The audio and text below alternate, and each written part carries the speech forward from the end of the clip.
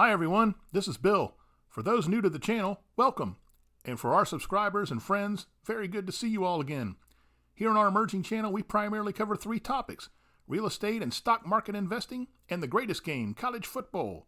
In today's video, we're talking college football, as I will outline the quarterbacks across the country that I have my eye on as we kick off the 2021 college football season. I'll start with Sam Howell. Howell has been everything North Carolina had hoped for, and much more. Howell is a legit Heisman contender, having tossed 30 touchdowns versus only 7 interceptions last year. North Carolina has lost some heavy weaponry on offense, but behind Howell, we expect the Tar Heels to continue to move the chains prolifically. Spencer Rattler is poised to really have a breakout season at Oklahoma this fall. Rattler had a 28-7 touchdown to interception ratio last year, but building upon last year, the redshirt sophomore returns most of his weapons.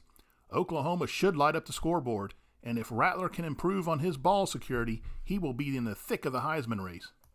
Matt Corral took the helm at Ole Miss under Lane Kiffin, winning the job over elite athlete John Rise Plumlee, who beyond being the backup quarterback, plays wideout and stars for the Rebel baseball team.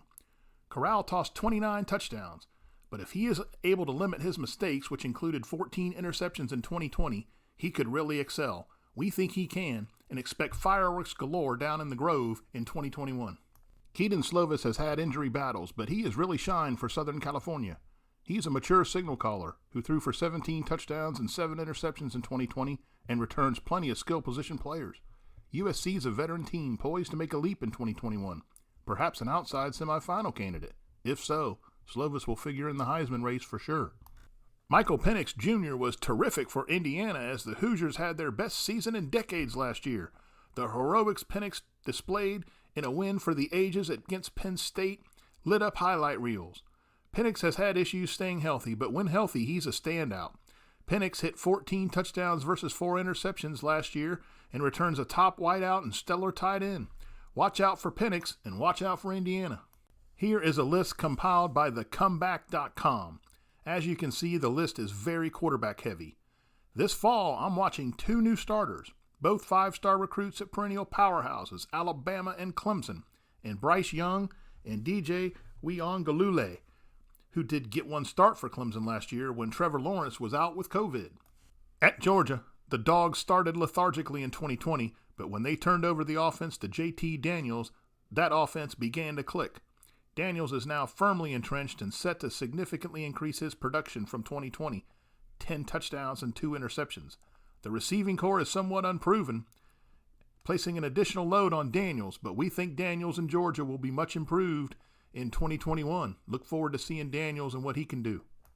Out at rising Arizona State, Jaden Daniels is intriguing. He easily moves the chains running the ball, but needs to improve a bit in the passing game. He has the tools to do so, and I will be watching as I have the Sun Devils as a possible surprise team this fall. We have a chance right out of the gate to see 2 dynamite quarterbacks when Boise State visits UCF on Thursday night before Labor Day. UCF's Dylan Gabriel had a phenomenal 2020, tossing 32 touchdowns against only 4 interceptions. He was fantastic and looks to pick up right where he left off.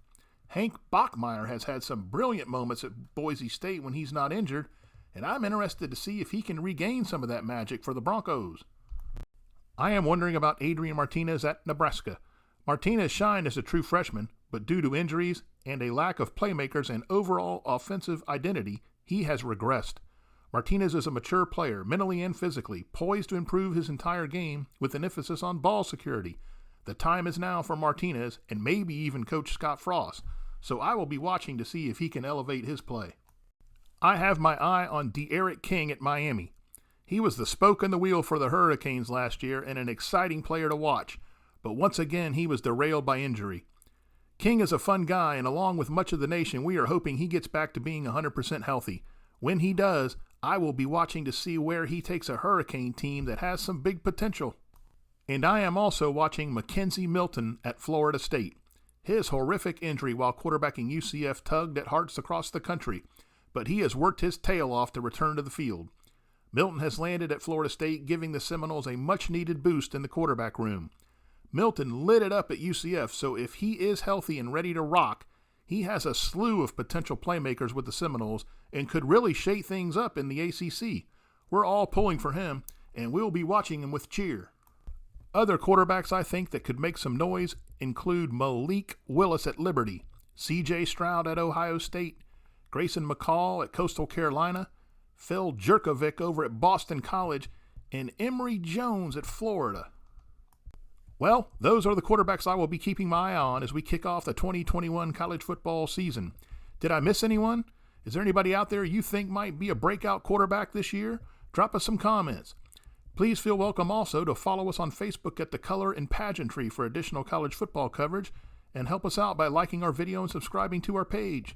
That's all for today, folks. Thank you so very much for watching, and we'll see you next time.